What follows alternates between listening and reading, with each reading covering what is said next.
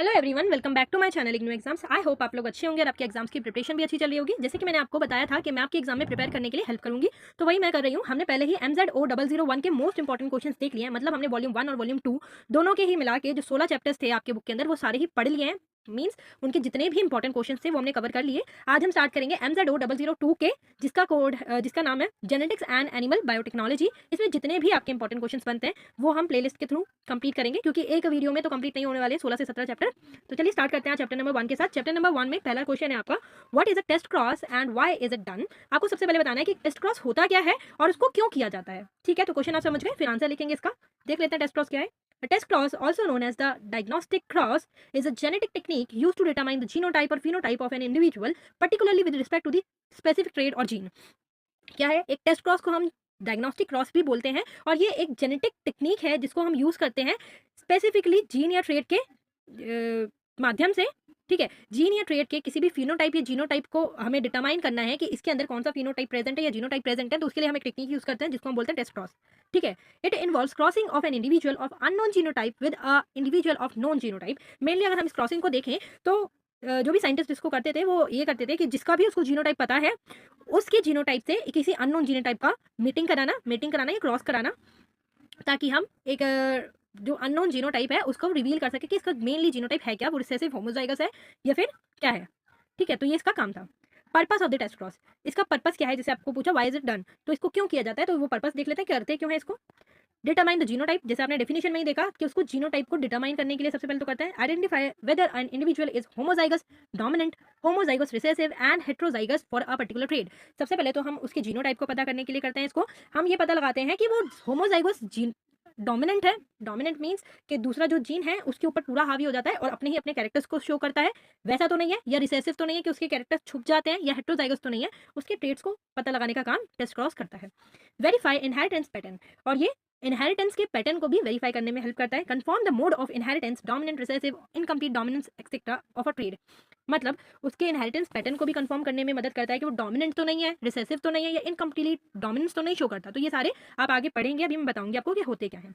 Identify hidden recessive, hidden recessive को भी identify करने के लिए हेल्प करता है कि ज़्यादा उसके कैरेक्टरिस्टिक्स रिसेसिव तो नहीं है, वो हिडन तो नहीं है, छुपे तो नहीं हुए। Detect recessive alleles that are not express in the phenotype, उन रिसेसिव एलील को भी डिटेक्ट करने का काम करता है जो खुद को फिनोटाइप के अंदर एक्सप्रेस्ड नहीं कर पाते, मतलब वो हिडन है, उनको भी डिटेक्ट करने का काम यही करता है। एनालाइज जीन इंटरेक्शन, जीन के अंदर क्या इंटरेक्शंस होते हैं उसको भी एनालाइज करने का काम टेस्ट क्रॉस ही करता है। Study interaction between genes and their effect on the phenotype, genes का उसके फिनोटाइप के साथ क्या इंटरेक्शन है और क्या इफेक्ट होते हैं उसको एनालाइज करने का काम इसी का ही है।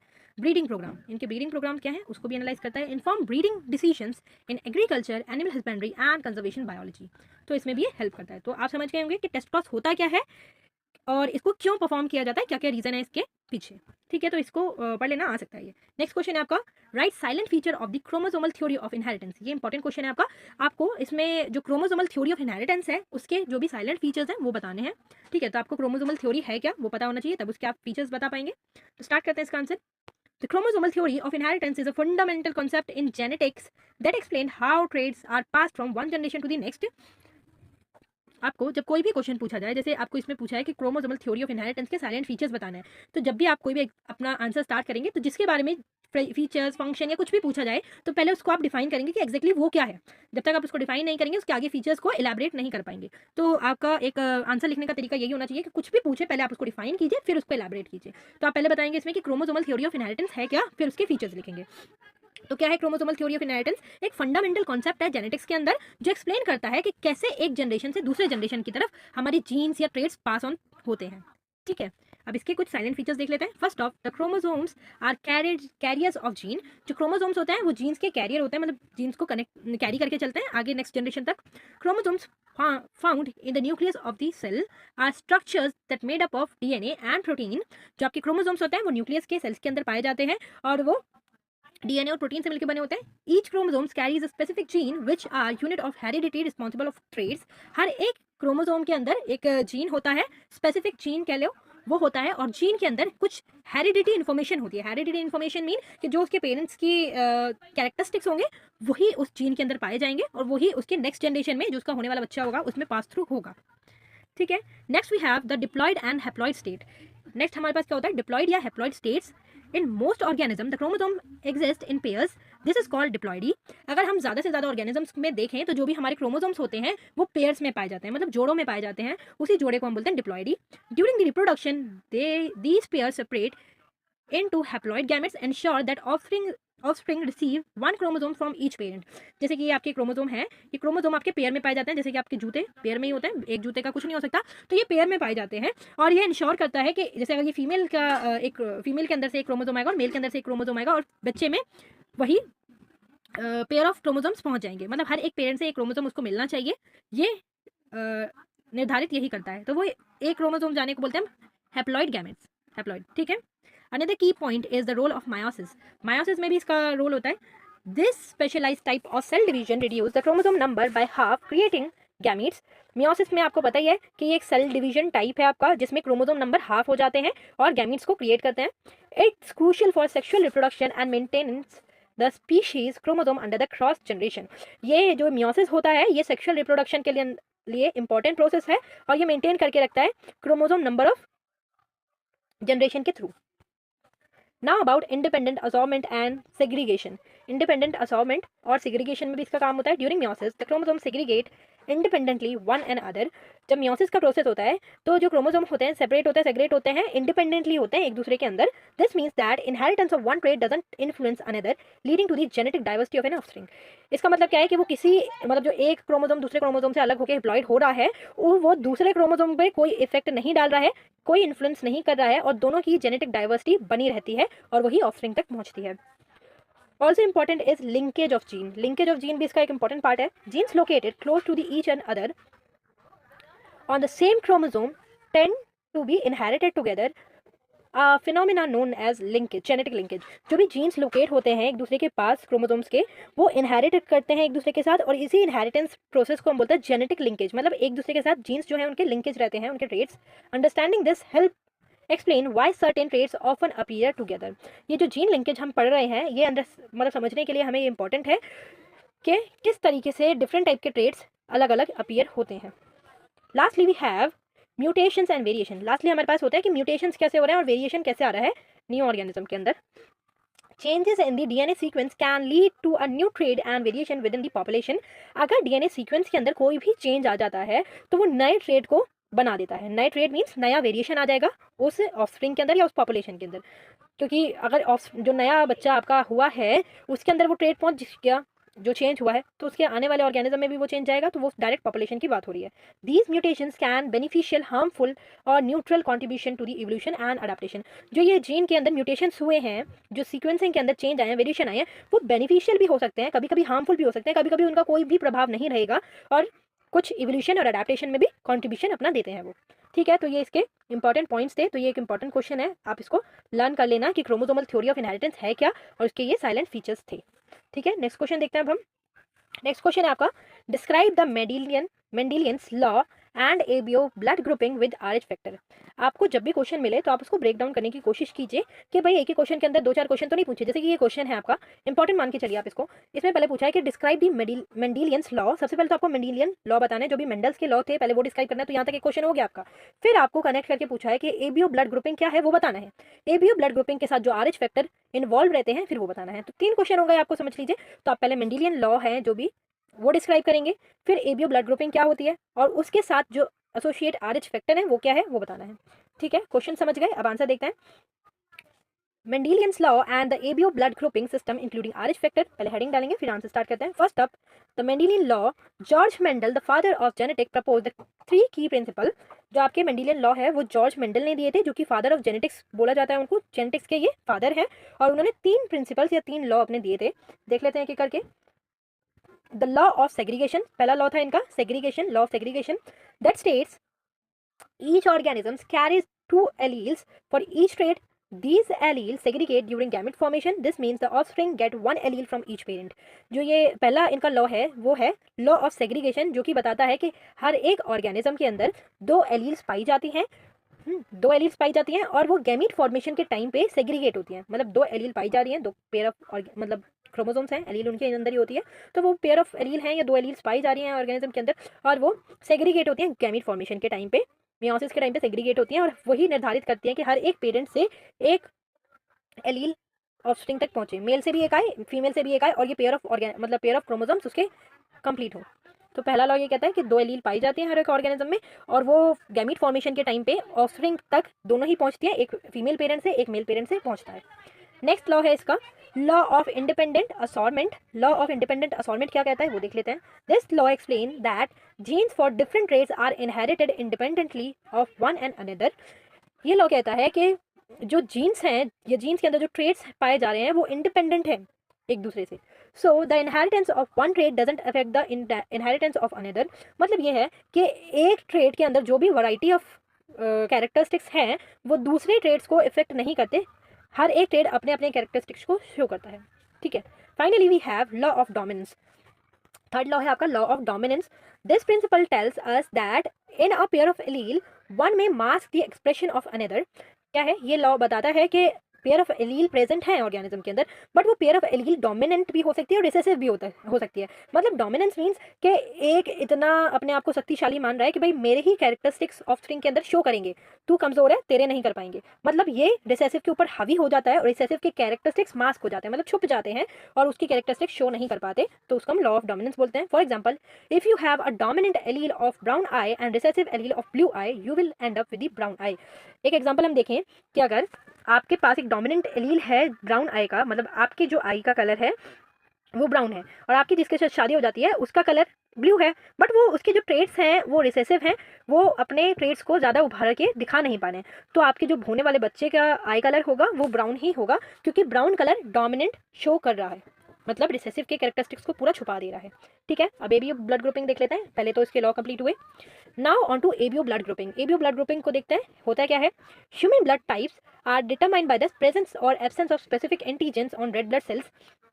देखो, जो मैं ये लिख रही हूँ आपको मतलब बहुत शॉर्ट में बता रही हूँ, वैसे काफ़ी लंबा है ये भी देखा जाए तो, बट इतना टाइम नहीं है कि मैं इसको एक पूरा 2 पेज का पैराग्राफ बना के समझाऊँ, बट शॉर्ट में समझा रही हूँ। आप जब एग्जाम में लिखेंगे तो इसको थोड़ा इलेबोरेट करके लिखेगा। ठीक है, तो पहले आप जानिए एबीओ ब्लड ग्रुपिंग क्या है। तो human blood types are determine the presence और absence of specific antigen on red blood cell. तो ह्यूमन जो ब्लड टाइप्स है वो डिटरमाइन होता है कि उसके रेड ब्लड सेल के ऊपर कौन से एंटीजन प्रेजेंट है या कौन से एंटीजन एब्सेंस है, उससे डिटरमाइन करेगा कि उसका ब्लड टाइप होगा क्या। There are 4 main blood types. Human being के अंदर 4 मेन ब्लड टाइप्स पाए जाते हैं। पहला होता है ए, दूसरा बी, तीसरा ए बी, चौथा ओ। ठीक है, the type A has A antigen. जो ब्लड टाइप ए होता है उसके पास ए एंटीजन प्रेजेंट होता है, इसीलिए वो ब्लड टाइप ए है। बी ब्लड टाइप में बी एंटीजन प्रेजेंट होता है, और जबकि जो ए बी ब्लड ग्रुप होता है आपका उसमें दोनों ही एंटीजन प्रेजेंट होते हैं, ए बी प्रेजेंट होगा और बी भी प्रेजेंट होगा, इसीलिए उसका ब्लड ग्रुप ए बी होता है। अगर ओ ब्लड टाइप है किसी का, मतलब उसके पास कोई भी एंटीजन प्रेजेंट ही नहीं है, ए बी नहीं है और ओ बी नहीं है, इसीलिए उसका ब्लड टाइप ओ है। ठीक है, तो ये आपके समझने के लिए काफ़ी होगा, बट आप इसको लिखेंगे तो थोड़ा इलेबरेट कीजिएगा कि इसके पास ए ब्लड टाइप अगर है किसी का तो ए एंटीजन प्रेजेंट है, बी नहीं है। ठीक है, इसको पूरा आप थोड़ा बड़ा चढ़ा के लिखिएगा। What's interesting in that the blood type inheritance follows Mendelian principle. अगर आप ब्लड टाइप को देखेंगे तो आप ये देखेंगे कि जो मेंडेलियन के प्रिंसिपल है ब्लड टाइप वो फॉलो करता है। Each parent contribute 1 allele. For example, आप ये देखेंगे कि हर एक पेरेंट एक एलील कंट्रीब्यूट करता है अपने बच्चे के लिए, और उसके बच्चे में वही एलील प्रेजेंट होते हैं और वही डिटरमाइन करते हैं कि उसका ब्लड टाइप क्या होगा। फॉर एग्जांपल से समझते हैं। If one parent has type A genotype, A और ए ओ होगा उसके अंदर। ठीक है, अगर एक आपके फादर हैं उनका ब्लड टाइप ए है, कि उनका ब्लड ग्रुप ए है, तो उनके पास ए एलील प्रेजेंट होगा, ए नहीं एलील नहीं मतलब ए ब्लड ग्रुप प्रेजेंट होगा और ए एंटीजन भी प्रेजेंट होगा और एक एंटीजन प्रेजेंट नहीं होगा। और अगर आपका जो मदर है उसका बी ब्लड ग्रुप टाइप है तो उसके पास बी एंटीजन प्रेजेंट होगा और एक एंटीजन प्रेजेंट नहीं होगा। Then their child could inherit a blood group. मतलब अगर एक आपका जो फादर है उनका ब्लड ग्रुप ए है, मदर का ब्लड ग्रुप बी है, तो जो होने वाला बच्चा है उसका ए भी हो सकता है, बी भी हो सकता है, या ए भी हो सकता है, साथ में भी हो सकता है, या ओ भी हो सकता है। तो तीनों में से कोई भी हो सकता है, चारों में से कोई भी उसका हो सकता है ब्लड ग्रुप। ठीक है, their child could be inherited blood group A, blood group B और ए बी, और it can be O blood group type. ठीक है, now about Rh factor. Rh factor क्या होता है वो भी देख लेते हैं। The Rh factor is another important antigen. Rh factor भी एक इंपॉर्टेंट एंटीजन होता है जो कि मंकी के अंदर पाया जाता था। मतलब ये बताता है कि अगर आपके अंदर आरएच फैक्टर प्रेजेंट है तो आपका ब्लड ग्रुप जो भी होगा, जैसे ए है तो उसके आगे आप लगा देते हैं कि ए पॉजिटिव है आपका ब्लड ग्रुप, ए नेगेटिव है। तो अगर नेगेटिव और जो पॉजिटिव ये लग रहा है ब्लड ग्रुप के पास, वही है आपका आरएच फैक्टर। RH फैक्टर अगर प्रेजेंट होगा तो वो पॉजिटिव हो जाएगा, अगर नहीं है प्रेजेंट तो नेगेटिव हो जाएगा। If you have it you are an RH positive, अगर आपके पास RH फैक्टर प्रेजेंट है तो आप RH पॉजिटिव है, अगर नहीं है तो आप RH नेगेटिव है। This factor is also inherited independently of ABO blood group type, ये भी आपके इनहेरिटेड करता है ABO ब्लड ग्रुप टाइप को, ठीक है। तो ये मैंने थोड़ा शॉर्ट में ही समझाया है, अगर आप इसको लिखें तो थोड़ा इलेबोरेट कर देना कि मंकी से आया है, रेशियस कैरेक्टरिस्टिक्स से, और RH फैक्टर इसको बोलते हैं हम। और एंटीजन कौन सा प्रेजेंट है वो डिपेंड करता है इस पर। RH फैक्टर अगर प्रेजेंट है आपका तो पॉजिटिव कहलाओगे, नहीं प्रेजेंट तो नेगेटिव कहलाओगे, ठीक है। नेक्स्ट क्वेश्चन है आपका question number 4, differentiate between codominance and incomplete dominance. आपको कोडोमिनेंस और इनकम्प्लीट डोमिनेंस के बीच में डिफरेंस लिखना है कि इन दोनों के बीच में डिफरेंस क्या है, और लिखने का तरीका मैंने आपको पहले भी समझाया था। आपकी ये शीट है, आप मानिए जो आपकी स्क्रीन शो कर रही है वो आपकी शीट है, आंसर शीट, और उसको आप दो पार्टीशन में डिवाइड करेंगे, एक साइड लिखेंगे कोडोमिनेंस, एक साइड लिखेंगे इनकम्प्लीट डोमिनेंस। इस तरीके से अगर आप आंसर लिखेंगे, प्रेजेंट करेंगे, तो आपको मार्क्स मिलने की ज़्यादा चांसेस बढ़ जाते हैं और अच्छे से मार्क्स मिलते हैं, क्योंकि टीचर को वो डायरेक्टली शो करता है कि हाँ बच्चे ने लिखा क्या है, और बाकी आपकी मर्जी है। देख लेते हैं इनका आंसर कि कोडोमिनेंस इनकम्प्लीट डोमिनेंस से कैसे अलग है। In codominance, both allele in a gene pair are fully expressed in the phenotype of an organism। अगर आप कोडोमिनेंस को देखेंगे तो जो भी दो एलील प्रेजेंट होती हैं जीन पेयर के ऊपर, वो दोनों ही खुद को एक्सप्रेस करती हैं फिनोटाइप ऑर्गेनिज्म के अंदर। मतलब जो आपका ऑर्गेनिज्म आ रहा है उसके अंदर दोनों ही जीन्स के, दोनों ही पेरेंट्स के फुल्ली एक्सप्रेस्ड कैरेक्टरिस्टिक्स होंगे, ठीक है, कोई भी रिसेसिव नहीं है, दोनों ही अपना कैरेक्टरिस्टिक्स को फुल्ली एक्सप्रेस कर पाते हैं इसमें। This means that neither allele is dominant और रिसेसिव। ये मतलब ये इसका ये है कि कोई भी जो एलील है दोनों में से कोई भी ज़्यादा डोमिनेंट नहीं है, कोई भी रिसेसिव नहीं है, मतलब दोनों ही इक्वल हैं कि वो दोनों ही अपने कैरेक्टरिस्टिक्स को ऑफस्प्रिंग तक पहुंचा पाते हैं। A classic example is seen in the blood group type. Most important example इसका यही है कि ब्लड ग्रुप टाइप अगर देखें आप तो वो कोडोमिनेंस को शो करता है। If you inherit an allele A from one parent and B allele from another, you don't get type A or B blood type, you get AB। मतलब अगर आपका पेरेंट A ब्लड ग्रुप का है, एक mother या father, और दूसरा B blood group का है, तो आप दोनों के ही कैरेक्टरिस्टिक्स को इनहेरिट करेंगे और आपका ब्लड ग्रुप AB भी हो सकता है। मतलब दोनों ही अपना फुल्ली एक्सप्रेस कर रहे हैं और AB ब्लड ग्रुप को जन्म दे रहे हैं। Both traits are equally visible, मतलब दोनों ही ट्रेड्स इक्वली विजिबल कर रहे हैं, तो उसको हम बोलते हैं कोडोमिनेंस। इनकम्प्लीट डोमिनेंस देखते हैं आप। What about incomplete dominance? Here the situation is bit different, but जो कोडोमिनेंस से इनकम्प्लीट डोमिनेंस है उसमें थोड़ी सी डिफरेंस है। Incomplete dominance occur when one allele is not completely dominant over the other, instead the phenotype is blend of both traits।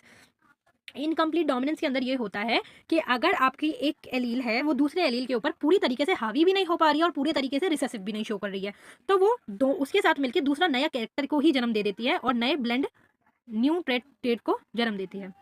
मतलब उसके दोनों के कैरेक्टरिस्टिक्स ब्लेंड हो जाएंगे और नया ही कैरेक्टर बना देंगे। अ great example of this is found in certain flower colour.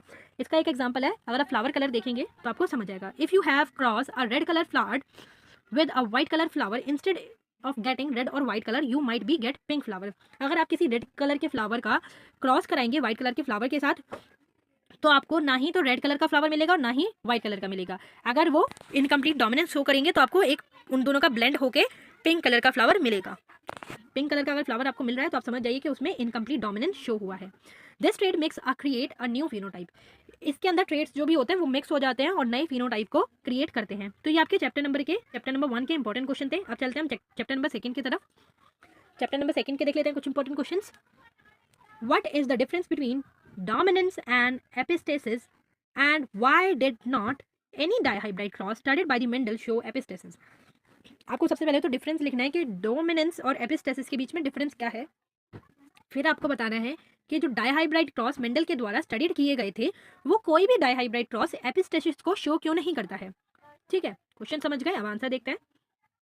The difference between dominance and epistasis in genetics and why Mendel dihybrid cross did not show epistasis। आप हेडिंग डालेंगे पहले फिर आंसर शो अपना start करेंगे।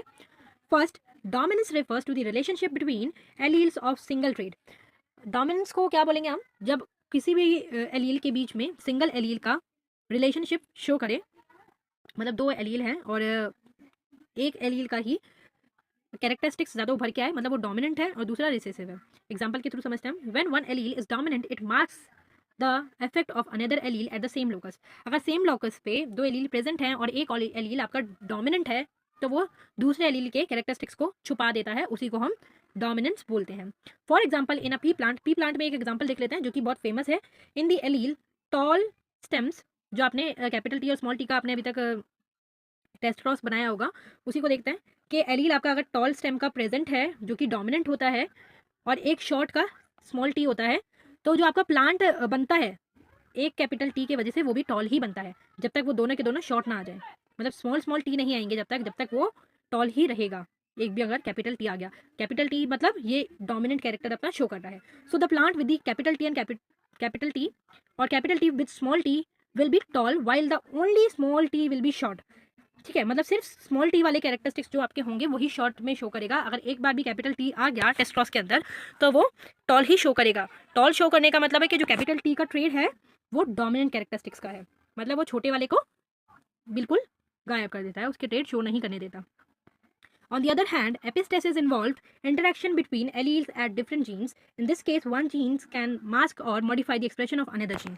अगर आप दूसरी side epistasis को देखें तो वो इंटरेक्शन होता है एलील्स का डिफरेंट जीन्स के साथ। मतलब एलील्स का जो भी इंटरेक्शन दूसरे जीन्स के साथ होगा उसी को हम एपिस्टेसिस बोलते हैं। इसको हम फर्दर देखते हैं क्या है।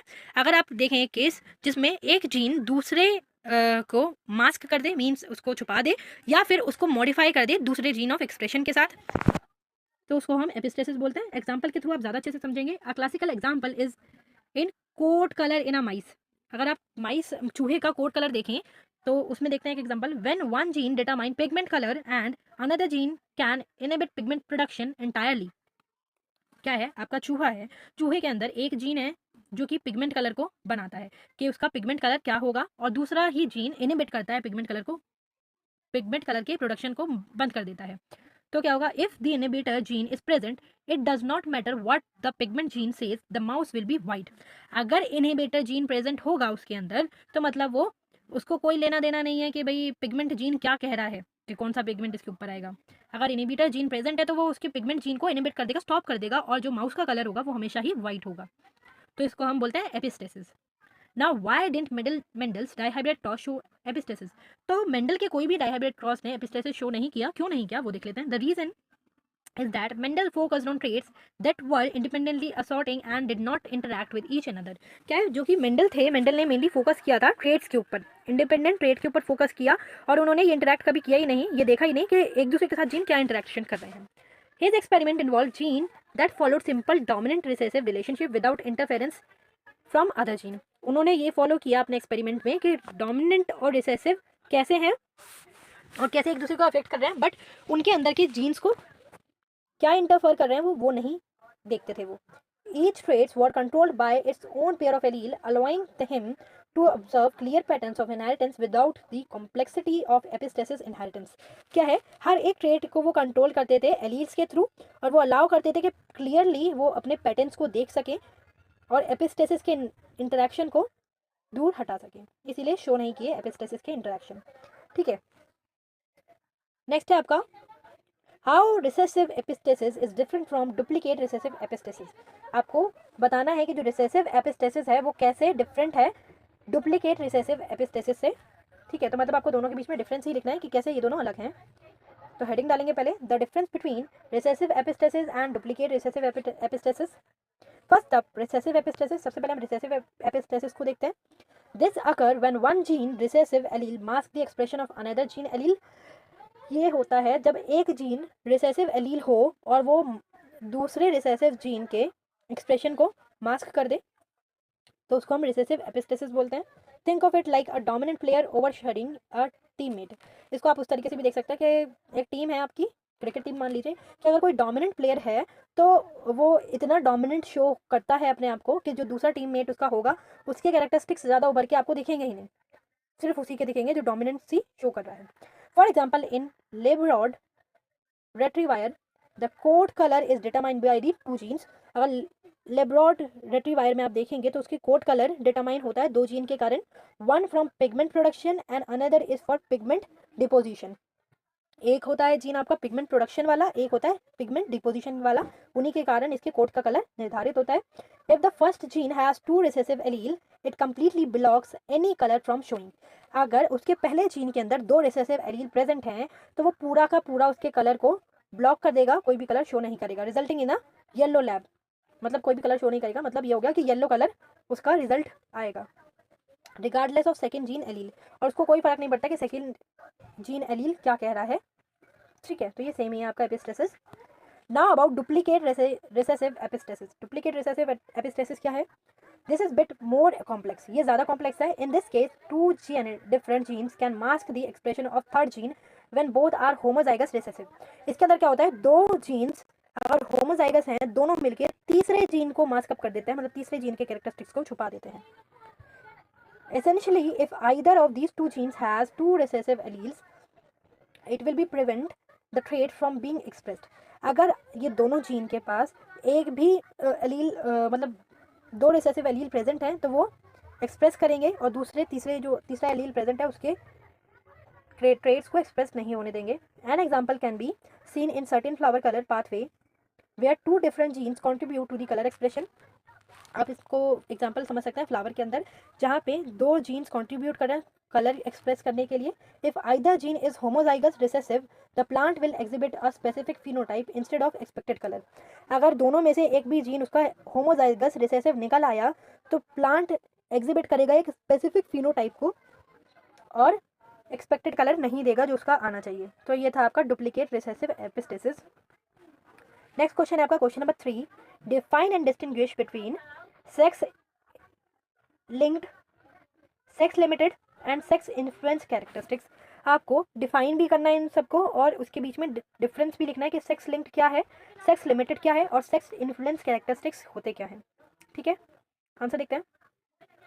फर्स्ट अब सेक्स लिंक कैरेक्टरिस्टिक्स। सबसे पहले हम सेक्स लिंक कैरेक्टरिस्टिक्स को देखते हैं। These traits are associated with genes located on the sex chromosomes, specifically the X और Y chromosomes।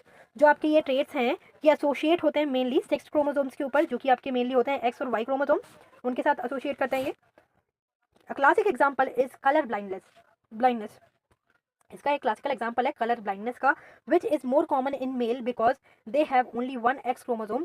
क्लासिकल एग्जाम्पल है आपका कलर ब्लाइंडनेस, जो कि देखा जाता है ज़्यादातर मेल के अंदर एक एक्स क्रोमोसोम और एक वाई क्रोमोसोम पाया जा रहा है। इसीलिए मतलब एक्स क्रोमोसोम के ऊपर अगर एक एक्स क्रोमोसोम आ जाता है या फिर आप मान लीजिए ये कलर ब्लाइंडनेस आ जाती है तो इसका कोई बचने का तरीका ही नहीं है, ये इसी पे ही अफेक्ट करता है कलर ब्लाइंडनेस एक्स क्रोमोसोम पर। इसीलिए ये मेल्स में ज़्यादा पाया जाता है क्योंकि इसके पास एक ही क्रोमोसोम है एक्स, जबकि फीमेल के पास दो एक्स क्रोमोसोम है। मतलब इसके ऊपर अगर एक कलर ब्लाइंडनेस आया भी तो दूसरा क्रोमोसोम है वो इसको बचा लेगा, उसके अंदर कलर ब्लाइंडनेस शो नहीं करेगा। ठीक है, इसलिए मेल के अंदर ज़्यादा दिखता है। तो जो सेक्स लिंक कैरेक्टरिस्टिक्स होते हैं वो मेनली एसोसिएट होते हैं सेक्स क्रोमोसोम्स के ऊपर, वाई और एक्स। और मेनली अगर इसका एग्जांपल देखें तो कलर ब्लाइंडनेस है। कलर ब्लाइंडनेस मेनली किसके अंदर शो होता है, मेल्स के अंदर, क्योंकि उनके पास एक ही क्रोमोसोम एक्स है और एक्स पर ही डिपेंड करता है, एक्स ही इसका कैरियर होता है कलर ब्लाइंडनेस का। ठीक है, और फीमेल के पास दो एक्स क्रोमोसोम पाए जाते हैं, इसीलिए need to carry the gene expression it, इसीलिए इसको ज़रूरत होती है एक्स क्रोमोसोम की कि इसके ऊपर अगर एक कलर ब्लाइंडनेस आया भी तो दूसरा इसको बचा लेगा, इसलिए कलर ब्लाइंडनेस फीमेल के अंदर कम शो होती है। Next we have sex limited characteristics. दूसरा हमारे पास सेक्स लिमिटेड कैरेक्टर्स है क्या वो बताने हैं। These traits can only be expressed in one sex regardless of presence of genes in the both sex. ये मेनली होता है ट्रेड आपका एक ही सेक्स के ऊपर एक्सप्रेस हो रहा है, दोनों जीन्स के सेक्स के ऊपर क्या जीन्स प्रेजेंट है उससे कोई लेना देना नहीं है। अब prime example is milk production in dairy cattle. इसका एक प्राइम एग्जांपल है डेयरी कैटल के अंदर कैसे मिल्क प्रोडक्शन होता है। Only female can produce milk even though males carry the genes responsible for these traits, so while both sexes have the genes but only one can express them। जैसे कि आप example क्या देख रहे हैं dairy cattle का, आपको पता है फीमेल ही मिल्क प्रोड्यूस कर सकती है, मतलब फीमेल्स के अंदर से ही मिल्क का प्रोडक्शन होता है। जबकि अगर हम देखें तो मिल्क प्रोडक्शन के जीन्स दोनों के अंदर ही पाए जाते हैं, मेल्स के अंदर भी और फीमेल्स के अंदर भी, बट इसमें क्या है दोनों को अपने आप को शो नहीं कर रहे हैं, सिर्फ एक ही एक्सप्रेस कर पा रहा है फीमेल के अंदर। ठीक है, तो उसको बोलते हैं sex limited characters. Finally about sex influence characters, लेस्ट हम देखते हैं सेक्स इन्फ्लुएंस कैरेक्टर्स होते क्या हैं। These traits are influenced by sex of the individual but can express in the both sex. ये ट्रेट्स होते हैं जो कि इन्फ्लुएंस्ड हो जाते हैं सेक्स के थ्रू बट एक्सप्रेस होते हैं दोनों ही सेक्सेस के थ्रू। A great example is baldness in human एक इसका एग्जांपल है।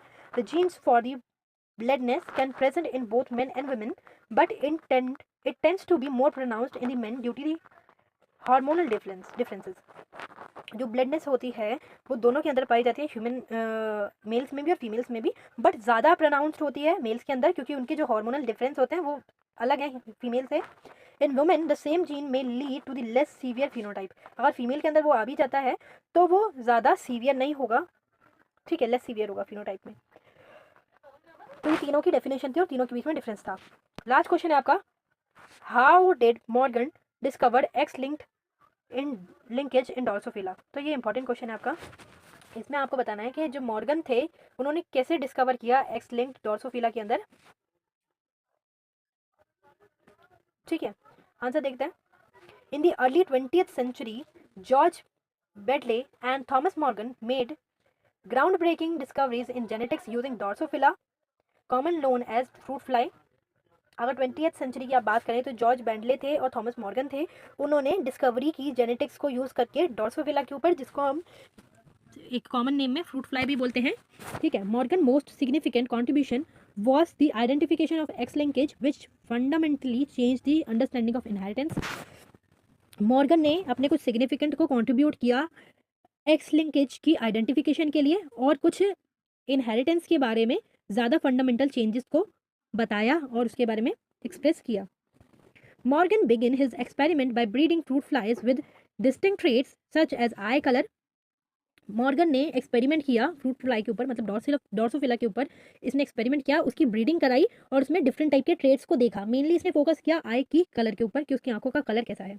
He noticed a peculiar pattern when he crossed red eye flies with white eye flies.